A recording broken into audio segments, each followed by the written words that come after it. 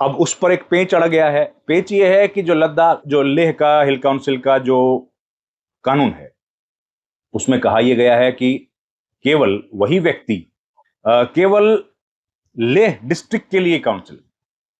अब डिस्ट्रिक्ट नई बनने वाली हैं, 7 नई डिस्ट्रिक्ट, 7 कुल डिस्ट्रिक्ट हो जाएंगे, 5 नए बनने वाले हैं, 3 और 2, तो 5 नए जिले बनेंगे। तो लेह जो है, इस बॉडी का क्या होगा? क्या सातों जिलों में इस तरह की हिल काउंसिल बनेगी, या फिर अभी जो हिल काउंसिल चल रही है इसी के एक्ट में कुछ संशोधन किया जाएगा और इसको लेह एरिया कहा जाएगा? क्या कहा जाएगा?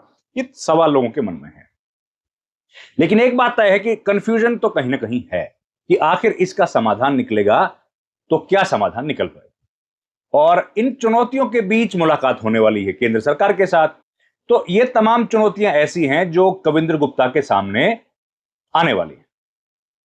अब ये जो 4 मांगे हैं, यहां के जो मूल मांगे, 4 मांगे जिनको लेकर एजिटेशन हुआ था, सोनम वांगचुक ने हंगर स्ट्राइक किया, सोनम वांगचुक पदयात्रा पर निकले, पूरा लद्दाख उनके साथ था, वो तमाम मांगे बड़ी महत्वपूर्ण हैं। और 4 जो मांगे हैं कि अलग लोकसभा का सीट हो लेह की और करगिल की, दूसरा यूनियन पब्लिक सर्विस कमीशन के साथ अब इनका अटैचमेंट हो गया है, तो दूसरी मांग भी पूरी हो गई।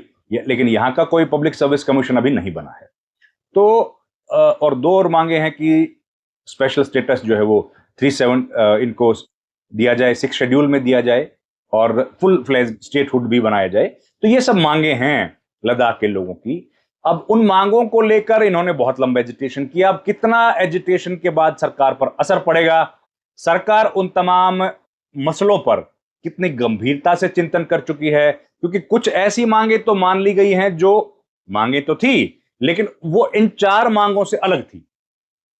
तो ये जो 4 मांगे हैं ये ज्यादा महत्वपूर्ण हैं, और इन्हीं मांगों के माध्यम से अब ये मालूम पड़ेगा कि कविंद्र गुप्ता क्या इफेक्टिव एलजी रहेंगे और यहाँ के लोगों को वो सेटिस्फाई कर पाएंगे, उनकी नीड्स को, उनकी जो रिक्वायरमेंट है, उनकी जो मांगे हैं, या फिर ये एजिटेशन जो चल रहा है सरकार से जो मांग कर रहे हैं वो इसी तरीके से चलता रहेगा जैसे पूर्व के उपराज्यपालों के समय में चलता रहा था।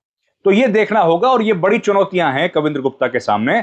और शायद कविंद्र गुप्ता को इसीलिए लेकर आया गया है कि उनके बारे में लोगों को इस बात का एहसास है कि वो इन तमाम मसलों को सुलझाने में उनके पास स्किल्स हैं। देखते हैं क्या होगा।